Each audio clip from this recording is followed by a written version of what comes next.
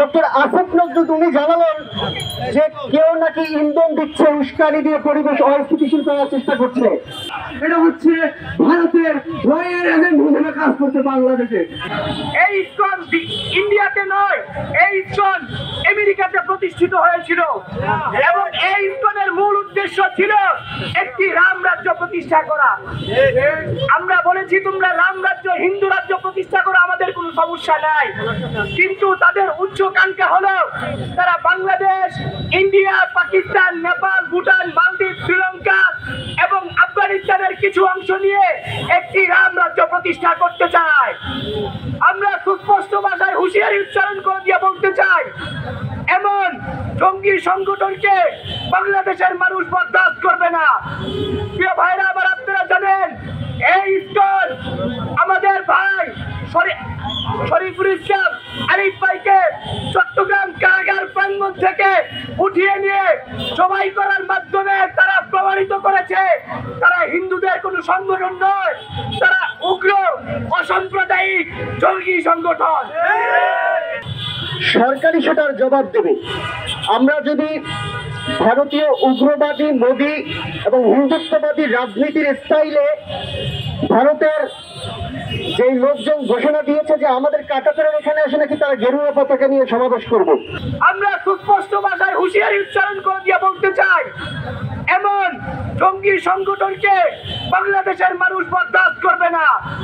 প্রিয় ভাইরা, আবার আপনারা জানেন এই ইসকন আমাদের ভাই শরীফুল ইসলাম আরিফ ভাইকে চট্টগ্রাম কারাগার প্রাঙ্গণ থেকে উঠিয়ে নিয়ে জবাই করার মাধ্যমে তারা প্রমাণিত করেছে তারা হিন্দুদের কোনো সংগঠন নয়, তারা উগ্র অসাম্প্রদায়িক জঙ্গি সংগঠন।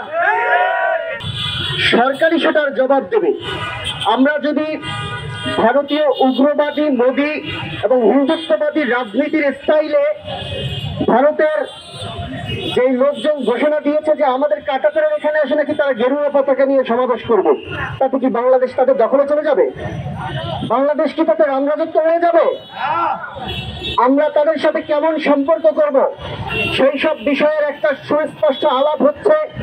এতদিন তারা আমাদের উপরে আধিপত্যবাদ এবং আগ্রাসন চালিয়েছে।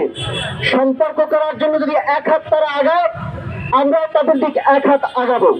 তার বাইরে তাদের সাথে যুদ্ধ ঘোষণা করে যুদ্ধ লিপ্ত হওয়া আমাদের কাজ নয়।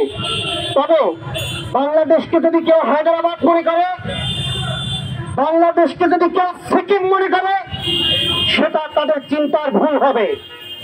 বাংলাদেশকে হায়দ্রাবাদ, সিকিমের মতো দখল করে ইন্ডিয়ার অঙ্গরাজ্য বানানো কখনো সম্ভব নয়। অতএব আমরা যে অন্তর্বর্তীকালীন সরকারটা প্রতিষ্ঠা করেছি, সেই সরকারের একজন উপদেষ্টা ডক্টর আসিফ নজরুল উনি জানালেন যে কেউ নাকি ইন্ধন দিচ্ছে, উস্কানি দিয়ে পরিবেশ অস্থিতিশীল করার চেষ্টা করছে। সেনাবাহিনীর পক্ষ থেকে সেনা ক্যান্টনমেন্টে একটা প্রেস কনফারেন্স হলো যে সেনাবাহিনী মিলিটারি ম্যাজিস্ট্রেট পাওয়ার নিয়ে রাস্তায় আছে, তারা এই বিষয়গুলো কিভাবে দেখভাল করছে। তারাও বলল কেউ নাকি ইন্ধন দিচ্ছে পরিস্থিতি ঘোরাতে করার জন্য। আমরা বলতে চাই, কারা সেই পরিস্থিতি ঘোলাটে করার চেষ্টা করছে ইন্ধন দিয়ে?